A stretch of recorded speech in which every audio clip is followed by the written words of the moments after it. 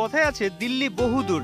দিল্লি থেকে চট্টগ্রামের দূরত্ব 2000 কিলোমিটার, 2.5 ঘন্টার ফ্লাইট। অথচ সাকিবের ফিরতে লাগছে 5 মাস। বিশ্বসেরা অলরাউন্ডারের সবশেষ আন্তর্জাতিক ম্যাচটা ঐতিহাসিক। 6 নভেম্বর 2023। ম্যাথিউজের হেলমেটের সমস্যা, বিশ্ব দেখল টাইমড আউট। এরপর সাকিবের আঙ্গুলে চোট, ব্যথা নিয়েই সেদিন ব্যাটে ঝলক ম্যাচ সেরা বাংলার কাপ্তান।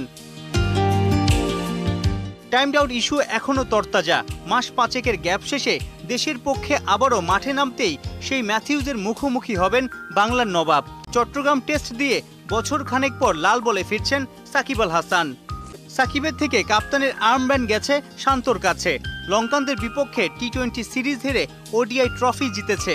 সিলেট টেস্টে নাস্তানাবুদ, গোটা দল ব্যাকফুটে। চট্টলায় সাকিবের ফেরা নিশ্চিত করেই ক্যাপ্টেন নাজমুল শান্ত সহ সবাইকে চাঙ্গা করবে। দল পরিচালনায় শান্তকে কত মার্কস দেবেন সাকিব? আমি শিওর বিসিবি ওকে লং টার্মের কথা চিন্তা করেই দিয়েছে এবং ওর শুরুটা খুবই ভালো হয়েছে। লঙ্কানদের বিপক্ষে সিরিজের শেষ টেস্ট খেলতে ইতোমধ্যেই চট্টগ্রামে অবস্থান করছে বাংলাদেশ দল। ইতোমধ্যেই দলের সঙ্গেও যোগ দিয়েছেন আল হাসান। আগের দিন বিপিএলে শেখ জামাল ধানমন্ডি ক্লাবের হয়ে ব্যাটে বলে দারুণ প্রত্যাবর্তনের গল্প লিখেন আল হাসান। প্রত্যাশা থাকবে দেশকে জিতিয়েই রাঙাবেন আন্তর্জাতিক ক্রিকেটের প্রত্যাবর্তনটাও।